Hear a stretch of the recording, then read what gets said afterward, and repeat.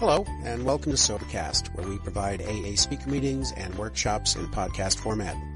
We're an ad-free podcast, and if you enjoy listening, please help us be self-supporting by visiting Sobercast.com, look for the donate link, and drop $1 or $2 into our virtual basket. We hope you enjoy the podcast. Have a great day. We're going to get into the conduct inventory on page 69 or 68, bottom of page 68, and you'll see as we get into this how adamant they are about getting your reliance upon God, not people. They'll hammer this home to no end in this section.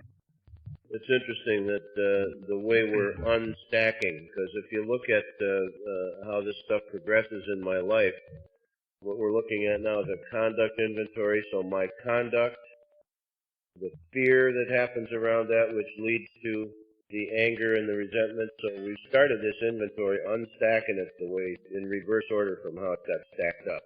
Yeah. If I had to start an inventory looking at my conduct, if somebody said, sit down, we're going to look at your conduct, that's kind of what happens when they say sin, when they make a sin list. That's kind of what happens. I have to look at my conduct, and I really don't want to do that. I'm really not very interested in doing that. I probably won't do it. That's why we start from the other end of the process where I can start looking at how I'm angry at other people. Well, you take their inventory. That's easy. Been doing that for years. Yep. My stories about how my life sucks and it's all your fault. So we've unstacked that part of it now. Then we've looked at where the fear generates that anger, where the fear is the cause of all that anger and resentment, and we've unstacked that a little bit. Now we're going to get down to the basic my conduct. And it says now about sex, but it's really about my conduct. This is a great part of the inventory. Bottom of page 68. Now about sex. Many of us needed an overhauling there. But above all, we tried to be sensible on this question. Boy, that's a break, huh? Being sensible? Yeah. Especially on this question. This question. It's so easy to get way off the track. Here we find human opinions running to extremes. Absurd extremes, perhaps. So he's acknowledging that it's easy to get way off the track. So obviously they saw this in the early fellowship. Remember, they had a fellowship going for about 3 years before they wrote the book. So they had 3 years to hammer this stuff out. At least Bill was the longest one sober, and he was about 4 years. So all these ideas have come from their experience during that time. If you look at the history, you'll see that they made about every mistake you can make. They did everything wrong, and they played around and bumped into walls, and they finally came up with some things that worked. That's what they wrote down for us, the stuff they did that worked. So now we're going to look at the human opinions running to extremes. They're going to give us some examples of what that looks like. One set of voice, lower nature, a base necessity of procreation. Okay, you should just have sex to keep the speech. Right? That's what, well, I mean, there's that religious community of ours that's the idea, you know, that's the purpose of sex. It's not all this recreational crap that we've, you know, evolved into. That's the way they look at it. And that's fine. I'm not judging that one way or the other. But there are those voices who look at it that way, and that's fine. It's a necessary evil. Yeah. Then we have the voices who cry for sex and more sex. Yay, sex, right? Who bewail the institution of marriage. You don't have to get married. Who think that most of the troubles of the race are traceable to sex causes. They think we do not have enough of it or that it isn't the right kind. They see its significance everywhere. One school would allow man no flavor for his fare, and the other would have us all on a straight pepper diet. Okay, so those are the extremes that you'll run into. Well-meaning people in Alcoholics Anonymous, if you really want to get confused, go out and ask a bunch of AA people about this topic. And you'll get so many opinions about this one. In fact, they'll say all kinds of absurd things. And I've heard it in meetings. I've heard people say, and I've heard it put this way, AA says you got to stay out of relationships for a year. You heard that? I've heard it attributed to AA as if it was an AA idea. I've heard it from the podium, from circuit speakers. AA says you got to stay out of relationships for a year. You want to hear what AA really does say? Listen to this. This is such a relief.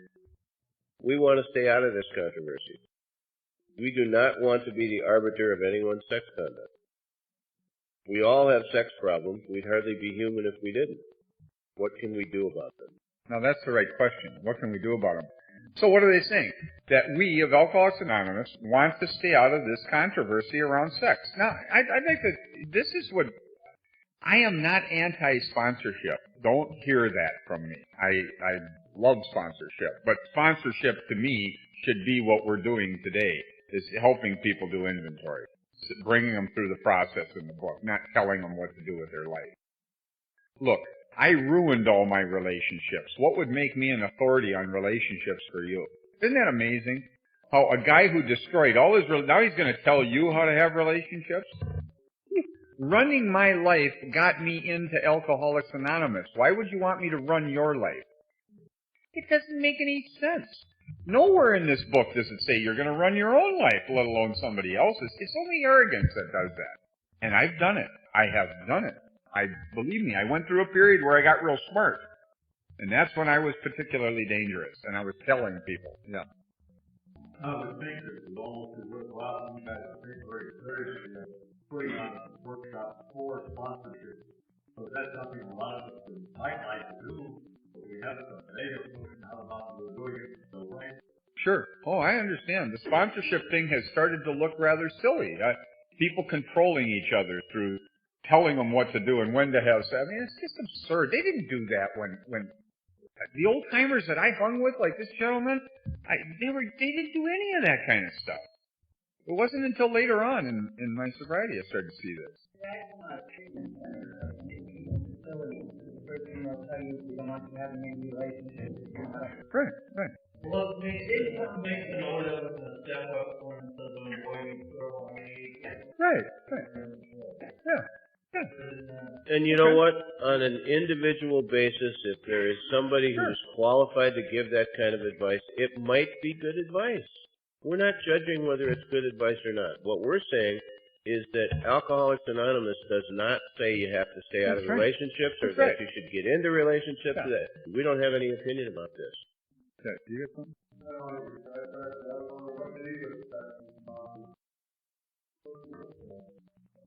Well, I would have somebody help me do inventory. I would have them help you go read the book with you. Go right through the process. That's all. See, so get some understanding of what I let the book sponsor me early on. I just did what it said, and it actually induced the experiences. I'll give you an example of this from my own life, because I think it's helpful to talk from examples. Now, I went through a period where I was reading the big book, and I got real smart. Okay?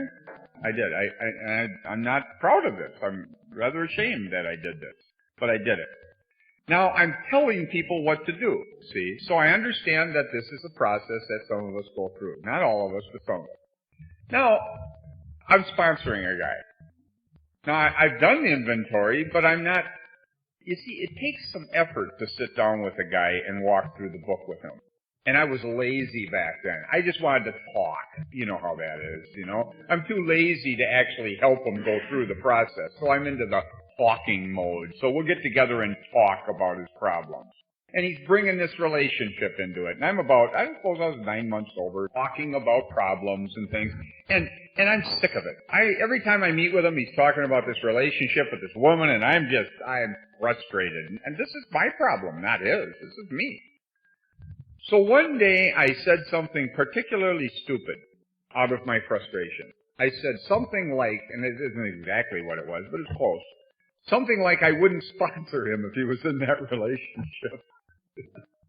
Now, here I am, I'm trying to help a guy, and I've just driven a stake between me and him because of what I just said to him. In other words, I don't want nothing to do with you if you're going to be in that relationship. And guess which way he went? He said, see you later, and I don't blame him. He was right and I was wrong. Now, what would I do today? I would sit down and help him go through inventory and just help him look at this stuff so he can make his own decisions. Not me making decisions for him. But I was too lazy back then. See, but I got caught. I'll tell you what I learned out of it. I want to stay out of this controversy. I do not want to be the arbiter of anyone's sex conduct. That's what the book said. And that's the way I feel today because of that experience. I had to learn that the hard way. Okay? But I pushed this guy right away from me with that nonsense. And that was a mistake. So I've made some mistakes. I acknowledge that. I learned from it, and I've never done that since. So now I've learned to let's just help guys do it. The word arbiter means literally like an arbitration in baseball. The guy who determines what's fair on the contract. Okay? I don't want to be the determiner of anyone's sex conduct. We all have sex problems. We'd hardly be human if we didn't. What can I do about these sex problems? That's a better way to look at it. This next paragraph. We reviewed our own conduct over the years past. Where had we been selfish, dishonest, or inconsiderate? Okay, now we're going to look at our conduct. What's my conduct been like around sexual relationships? If I've been married, have I been using sex as a weapon? To punish if I don't get what I want, or I'll withhold it, or I'll give it to get what I want, manipulate and control. Yeah, well, maybe. Maybe I just didn't care at all about whether she wanted it or not. I just go home and force it. That sort of thing. Yeah, what's my conduct been like? How about this? I've been single, and I've been fooling around with married women. What's been going on? Have I been screwing around with everybody? Didn't care if they were married or not? Didn't even ask. Didn't want to know. You know how that is, don't you? You just don't ask the question because you don't want to know. You just want to get what you can. Don't care anything about her. I'll lie to her. Maybe I'm married and I'm screwing around with other people. See? And I lie to these women and tell them, well, I'd like a relationship. I don't tell them I'm married. Or I say, well, I'm married, but I'm divorced, or I'm going to get divorced. We're not divorced yet, but I'm going to get divorced. See? This kind of stuff. What's my conduct been like around sex? In a general way. Okay, you got it? Pretty simple, isn't it? We reviewed our own conduct over the years past. Where was I selfish in my conduct? Where was I dishonest in my conduct? Or inconsiderate in my conduct? I'll give you an inconsiderate. Rick and I both happen to have exes named Pam. They're not the same Pam. I was sitting, and I was very happy with Pam, and I never, ever cheated on Pam. Never cheated. Didn't even think about it. But we're sitting in a little restaurant on Santa Monica Boulevard enjoying the sun one day, and I'm a guy, and I'm looking. There's some cuties walking by, and I'm looking. I'm watching them go, and finally Pam just says to me, that is so irritating. Why don't you just go do one of them? Well, what are you talking about? She says, when it comes by. And it was making her feel like I didn't think she was good enough or something like that. I just had to be looking at everybody. And I had no consciousness that would be offensive to her, that would be hurtful to her, that would be inconsiderate of her. You know something? Don't think about it. Perfectly innocent act. I'm a guy, I'm looking at the chicks. Unaware. Not realizing that the way I'm doing it, and because I guess I must have been pretty blatant about it. I guess I'm doing that thing. And she said, why don't you just go do one of them? And that's how hurt she was by that inconsideration. So here's my conduct, and I got a general view by asking these questions. Now, if you look at the sheet, we put it on the sheets exactly that way. Where had we been selfish in our conduct? Because we're looking at conduct. Where were we dishonest in our conduct? Where were we inconsiderate in our conduct? So now you got a general view of what your relationships have been like that were sexual. That's pretty simple, isn't it? That's not hard to do. You can write that out in 10 minutes, depending on how old you are.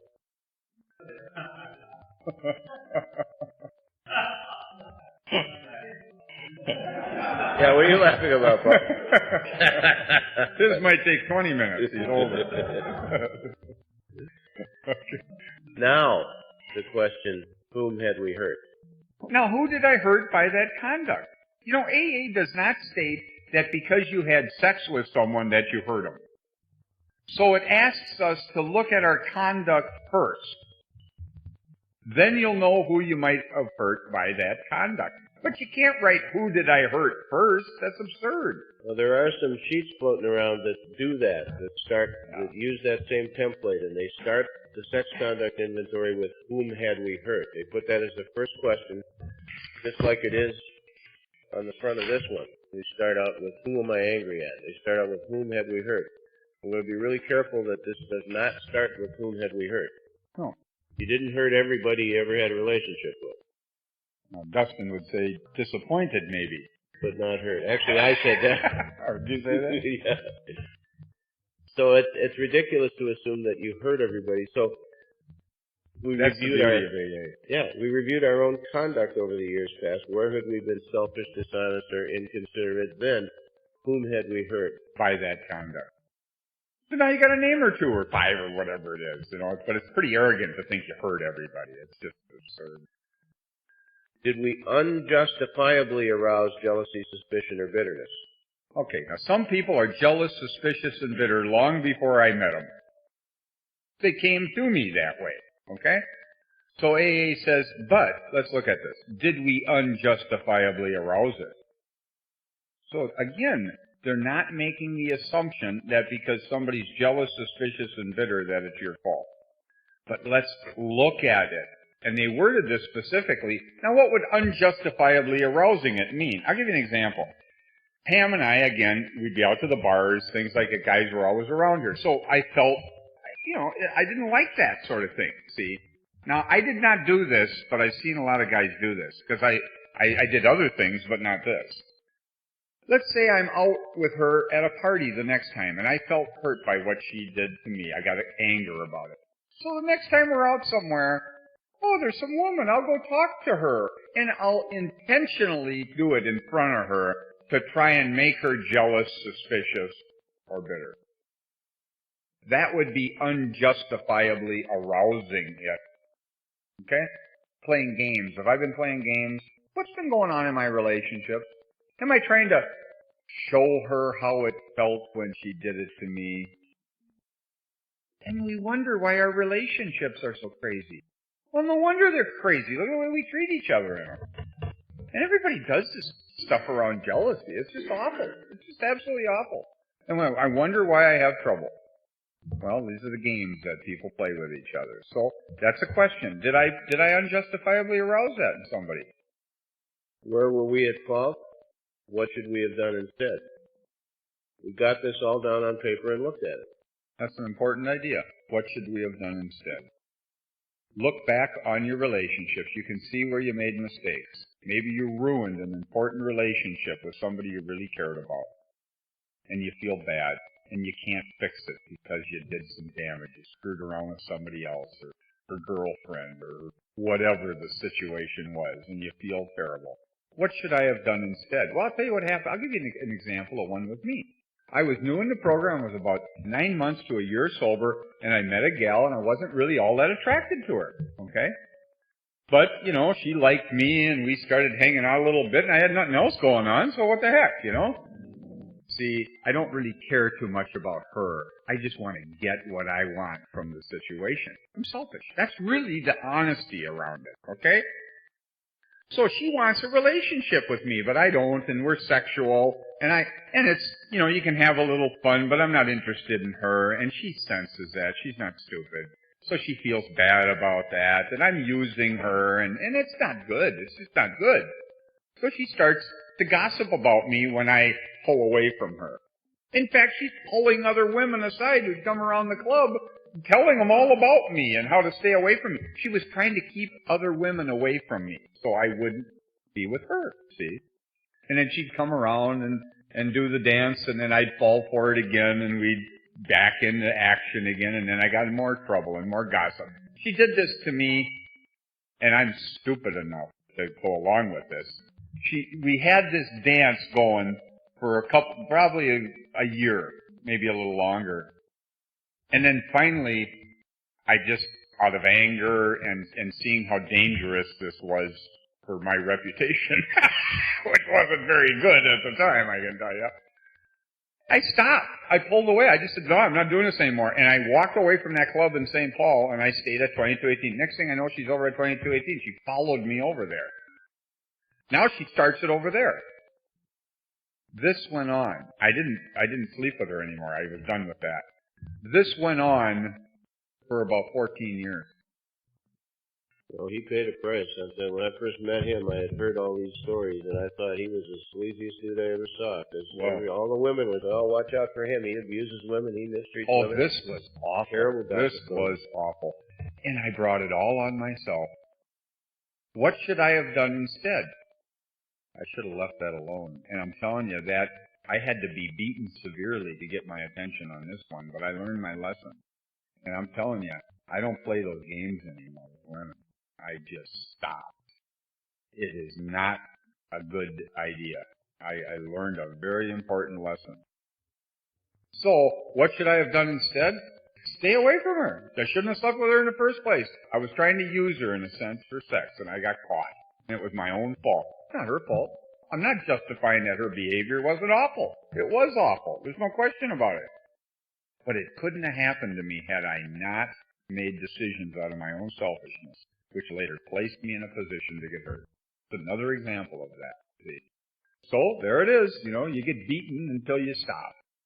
So life will get your attention. That's what I would have done instead. I would have stayed away from it. So, we got this all down on paper and looked at it. Well, why are we doing this? Well, this is the idea. Why are we doing all this? In this way, we tried to shape a sane and sound ideal for our future sex life. Yeah, do you want to keep having that experience? No. We subjected each relation to this test. Was it selfish or not? Is what I'm about to do selfish or not? We're going to subject each relation to this test. We asked God to mold our ideals and help us to live up to them. Notice it doesn't say we asked our sponsor to mold our ideals and help us to live up to them. Do you see that? They're going to do this over and over and over. I got nothing against sponsorship. Don't hear this wrong. I'm not putting down sponsorship. I'm telling you that they are adamant about getting your reliance on God instead of people.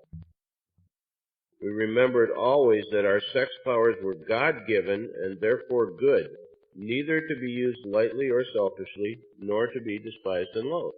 So it's not about hating yourself over what you've been like.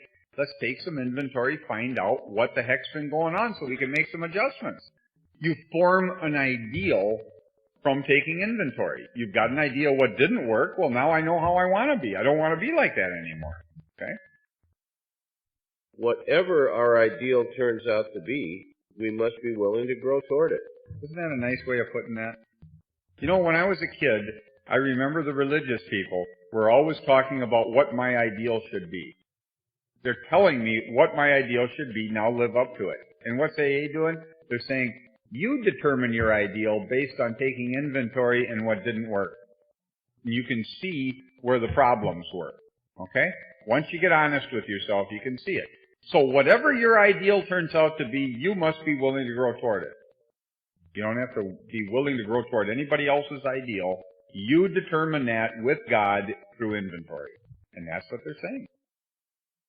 We must be willing to make amends where we have done harm, provided that we do not bring about still more harm in so doing. Yeah. Once you see through inventory where you've made mistakes, there's a tendency to want to clean up your mess once you see you're wrong. And then you'll want to go back and talk to old girlfriends and maybe spew out things that are going to bring other people involved into it and cause all kinds of heartache with other relationships of theirs. Look, you can't do that. You can't get well at the expense of other people, and they're warning us here. They don't do any of these sentences without a reason. This is intentionally put in here because they knew that we would want to do that. Once you see where you were wrong, and that's when you can make a mistake and implicate other people and cause problems for other people and then feel more guilty, and you might even drink over it. So they're putting a warning in here. We're not at the amends, but yet they're telling us, watch out, we must be willing to make amends provided we don't bring about still more harm in so doing.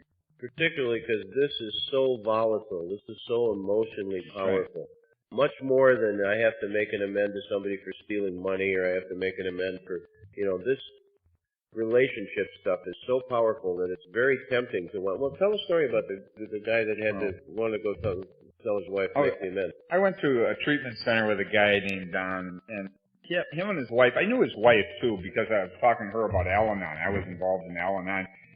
He was the president of this alumni, and I was the vice president, and I took that position only because I figured I was lazy and I didn't have to do anything.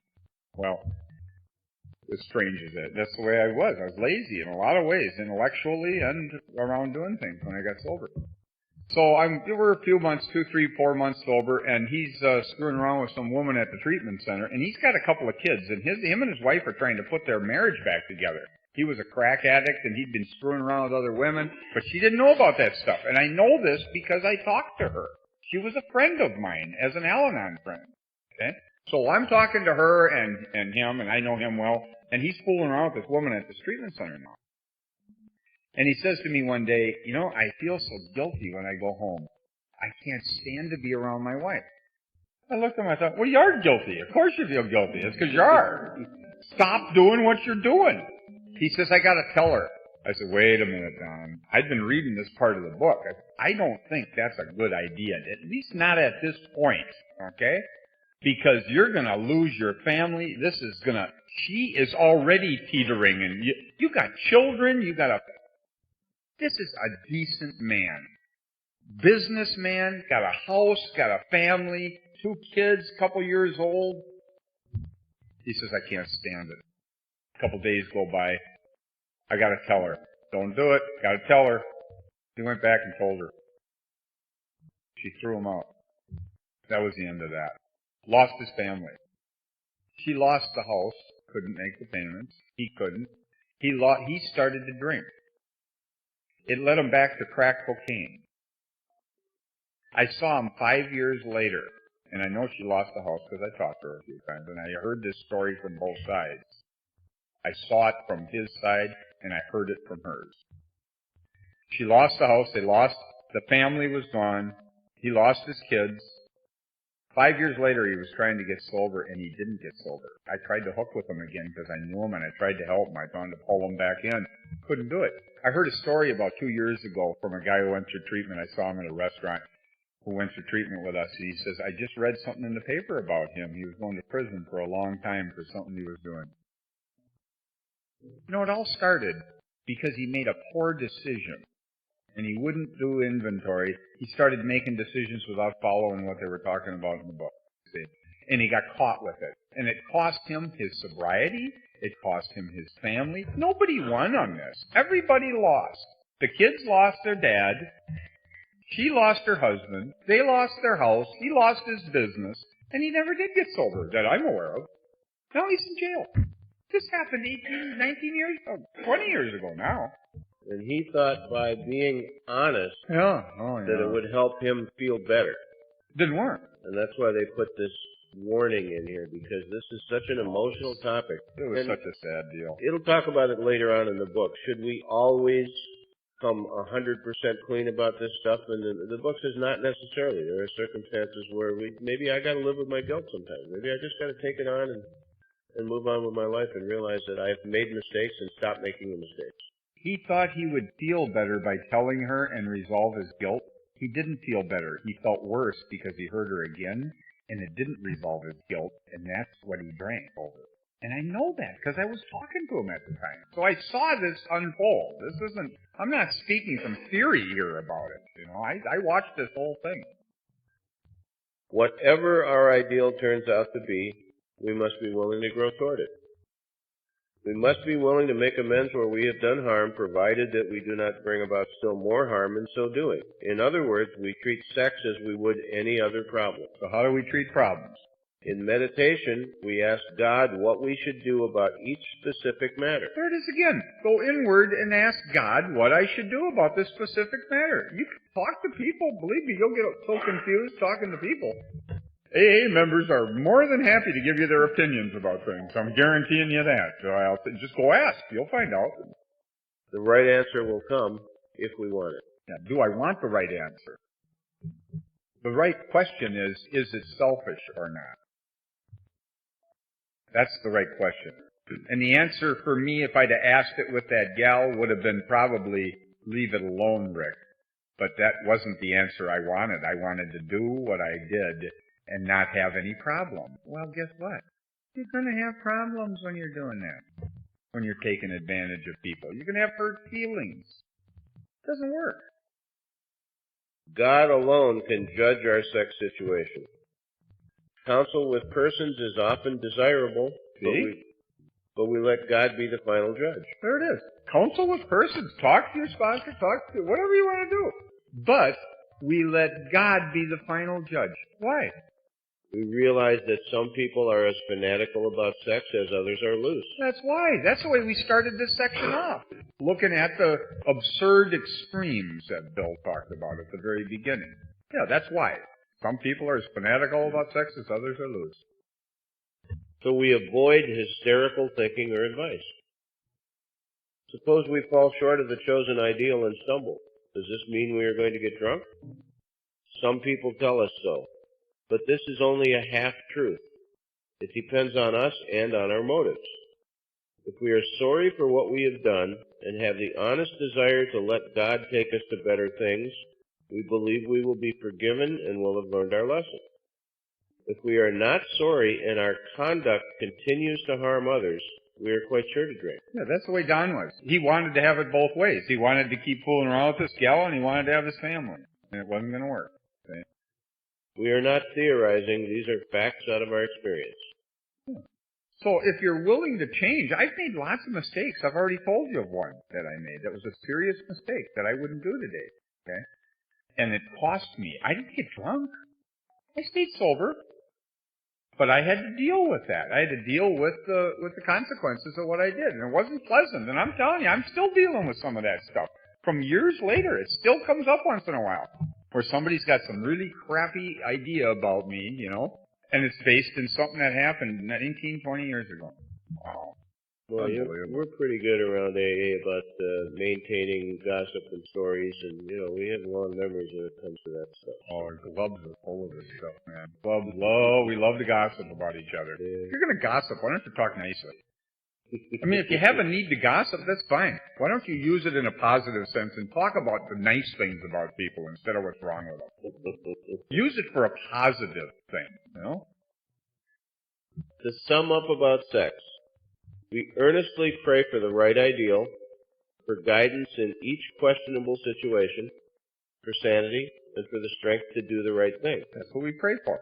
We're asking God to help us. Look, if I'm in the situation, it's worthy of question, isn't it? Why don't I ask the question, is it selfish what I'm about to do? I'll tell you why you don't ask it. Because I don't want to know the answer. I want what I want.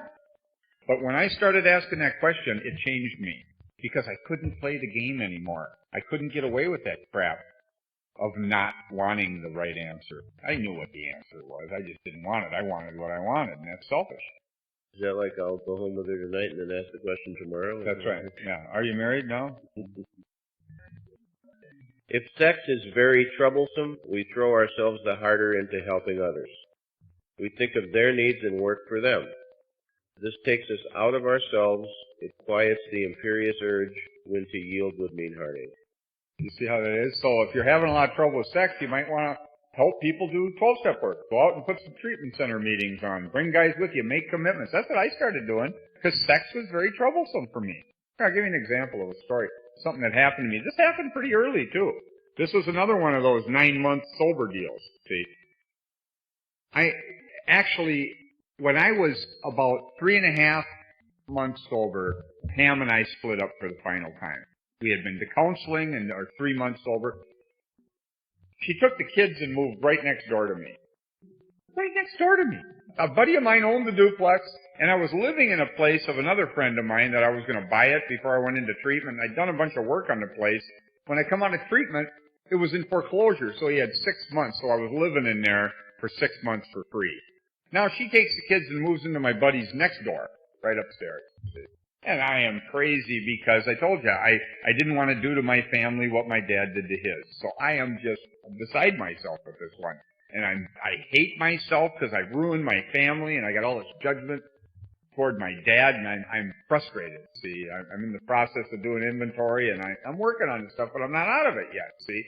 So I'm going to meetings all over. I'm trying to heal this stuff. And I'm taking inventory, and I'm starting to get some results, and things are changing. Well, you know, Pam's living next door. Our relationship is over. We've been to counseling. It's a dead deal. We've made a decision. We're done. It's over. It's ended. Okay. She's got the kids. My kids are 4 and 6 years old. at this point. She starts dating other guys. Right away this happens, within a month or so. Now I see this guy coming. I'm living next door, so I see it going on. One day she's out there kissing him in front of my house. And, God, it's just killing me, you know? And I'm doing things like I'm scaring myself with my thoughts. You know, I'll never have sex again. No woman will ever want me. Some other guy will be reading my kids' stories at night. What a bunch of nonsense. Have you ever dated somebody who had kids? The kids don't want nothing to do with you.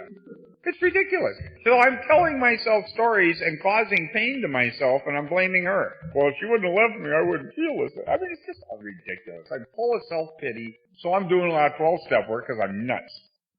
Well, I'm over on the north side of Minneapolis, and I'm going to a meeting, and in walks this beautiful young blonde gal that just very attractive. And I'm talking to her after the meeting, and she kind of likes me, and we go for a walk after the meeting, we're talking, and I'm excited, and I'm scared to death.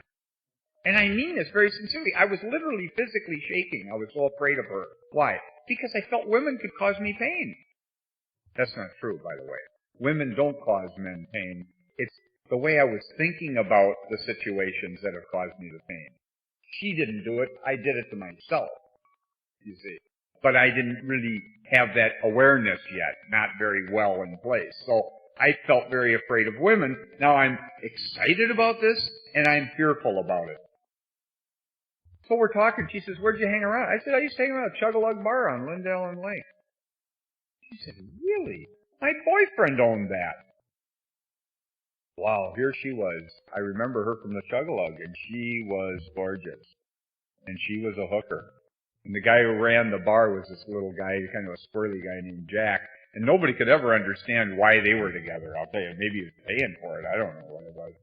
But it was, here she is now, and she's interested in me, and she's still very pretty. Now, I tell you, she was a hooker back then for a reason, and I'll try and remember to clear that up at the end of this. So pretty soon we're going to the meeting together every week, and after one of the meetings we're walking, she starts coming on to me, and she wants to be sexual. And I says, well, what's the deal with you? I says, you know, I'm out of my relationship. It's over. She says, well, I'm living right next door to my husband. Yeah, it's a mirror image of mine, and she's got the kids. It's like I'm interacting with my ex, in a sense, see? Now, her relationship with her husband is not over. They're separated, but they're not divorced. Wow. And she's coming on to me, and in no uncertain terms, she clearly states she wants to be sexual. Now, you could look at this and say, well, she used to be a hooker. I can do anything with her, right? Don't have to worry about how she feels. You can justify almost any kind of crap with that one. No, I couldn't. I'm reading the book. You know what jumped out at me? I'm not reading the book at the time, but the thought that came to me at the time was, we subjected each relation to this test. Was it selfish or not? Her relationship was not over with her husband. There was a man living next door to her who had a family and children. 2 twin boys, 2 years old. I knew what it felt when this man was coming and going in front of my house with Pam. Pam was doing nothing wrong, but I knew how I felt. Our relationship was over. Do I want to be the guy to drive a stake between that man and his family who lives next door to this woman? How could I? How could I do that under the circumstances? I knew I couldn't do that. And I told her, I says, look, your relationship isn't over, is it? She said, no. I said, I can't do this. And I said, I had enough sensitivity or enough spiritual growth at that point to tell her why. I said, your relationship is not over, mine is. It's not a problem from my perspective, but it is from yours. And I can't do this with that knowledge. I just can't do it to your husband.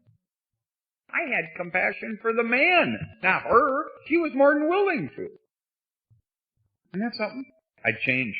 Something changed in me, and I was only a few months sober. I talked to her once after that on the phone. I never saw her again. I would have seen her and talked to her. I wouldn't have knocked off the friendship. I don't know if she stayed together with her husband. I don't know what happened. Only talked to her once after that. But I think I made the right decision. Now, I would love to tell you that I did that because I was trying to work a program and that I'm a good AA member. Oh, that'd be a nice way to put it, wouldn't it? But you know what the truth of the matter is, guys? Why I didn't do that? Because it would have brought me pain to do that. To act out of accord with my ideal that I had formed through taking inventory. And literally there was nothing noble about what I did. It was pure self-interest. It wasn't selfish because selfish is without concern for others. I had concern for that man and his kids.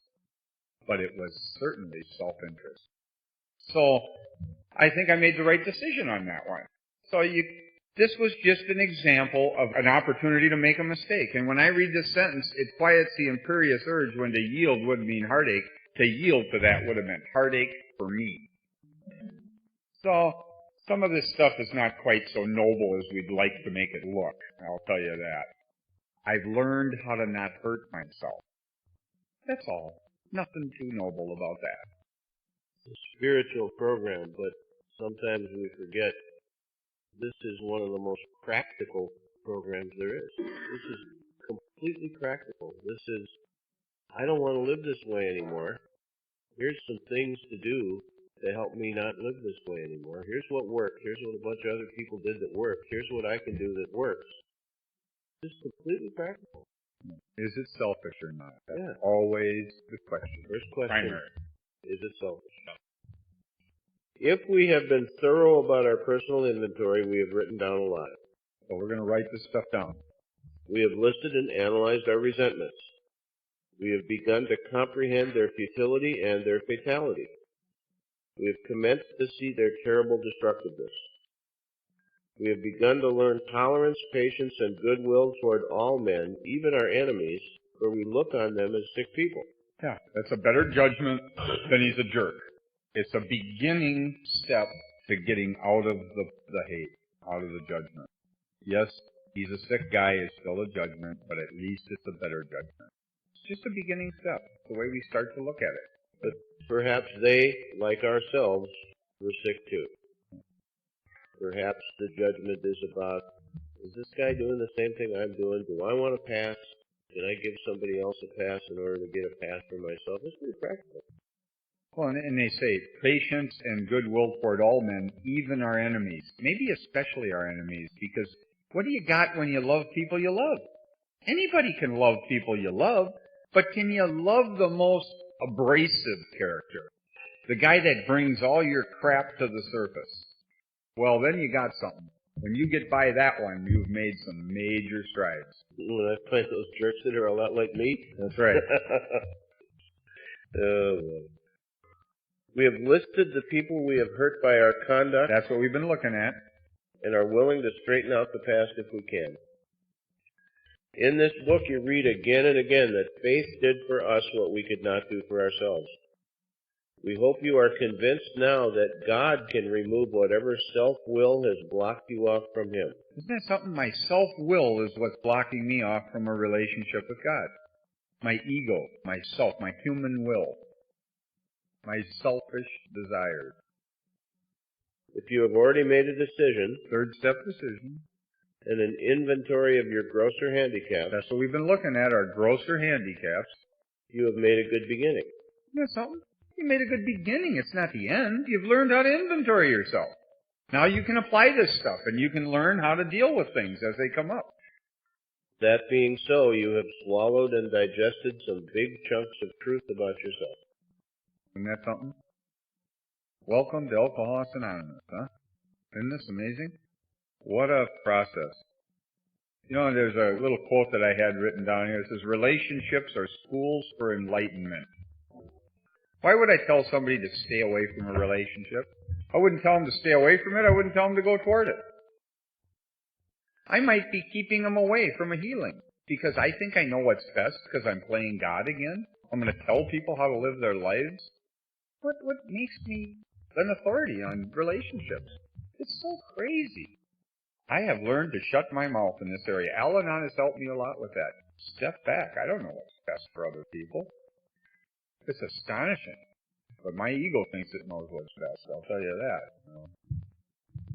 It's tempting to do that with kids when you want I don't want my kids to make the same mistakes that I made, so I want to tell them how to live their life so they don't make the... How about if they get to go out and have their own experience? Well, that's what we do in sponsorship. Isn't it? We try and take people's experiences away. Let them experience their life. If the guy isn't ready to stop drinking, give him a bigger glass, for crying out loud. You know, if they, my God, you know, the big book doesn't say don't drink. It says drink until you're convinced you want some help. Practice a little controlled drinking. Step over to the next bar. Well, read the early chapters. They talk that way. We're not against drinking. God, when you got conflict going on in your head, you got to drink. I don't blame a guy for drinking. I'm amazed when somebody doesn't. We need to help each other resolve these conflicts. That's what I think. You can be 23 years dry like I was and be so miserable that you're making a lot of money and you got all the stuff you ever wanted and you're so miserable you can't stand your life. You can do that. That's really awful because then my medicine's gone. You know, my medicine used to come in quarts and fifths, and I don't have my medicine anymore. It's awful. Transformation of mind. That's the way this looks to me. And I've had some of this, so I'm open to learning. And I had to start looking at some things. I told you I had to start looking at my politics and things like that. I used to funnel all my hate into my politics. And I was causing problems in relationships with people I really cared about. Because I thought I was right, and well, maybe you are right, but why do you gotta ram it up somebody else's or down their throat, you know? I mean, it's just crazy. Gotta be right, gotta tell everybody, show everybody how smart I am or whatever. God, what an idiot I've been. You know, it's different today. I've taken a look, and I found out I was brainwashed around politics. I grew up with communists. I had communist training as a kid. My dad was a Red, so was his friend Joe Stern, and I worked for Joe at a lumber yard, and I sat in that lumber truck with him for years, and he gave me all this communist crap, you know. And I listened to that, and then I grew up, and I'm spewing this crap as a teenager, and I'm wondering why I'm in conflict with all my friends. And that's something. Can't figure that one out. I'm growing up in a capitalist system, and I'm spewing this kind of stuff out, see. Unbelievable, man. I was nuts. And then one day I looked at it, I found myself in conflict with a real good friend of mine, and I said, what's the matter with you, Rick? And I'd been sober a long time, 10 years at that point, and 8 years. What's the matter with you? Why are you doing this? And I started to examine, what do I really believe? Do I really believe this stuff, or is it just conditioning? Have I been brainwashed by a bunch of people? You know what I found out I was? I had a bunch of brainwashing, and I was ready to die for those ideas, and they weren't even mine. And when I examined it, I realized I really didn't even believe in those things. And it started to drop. And then I started to realize what I really did believe in instead of who was talking in my head? My dad? Joe Stern? You know, who were these people that were talking to me? That I was listening to and then throwing it out there, you know? Well, it's different today. Now at least what I believe in is mine. It's not somebody else's, and I got nobody else to blame for it anymore. But it did change me just by looking at it, just by being aware. So, you know, it's a good beginning. It's a good, and I've learned how to inventory myself, and that's the only thing I ever do with guys when I sponsor them. Is I sit down and try and help them go through the book as best I can. I don't know what else to do with them. I don't tell them what to do with their relationship. I show them how to inventory them and let God deal with it. I don't.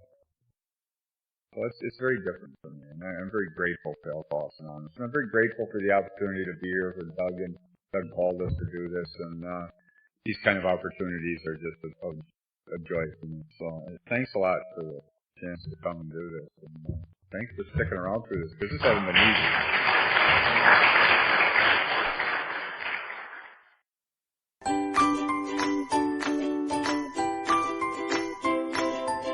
Thanks for listening. I hope you enjoyed the podcast. Sobercast is ad-free, and we'd like your help in order to keep it that way.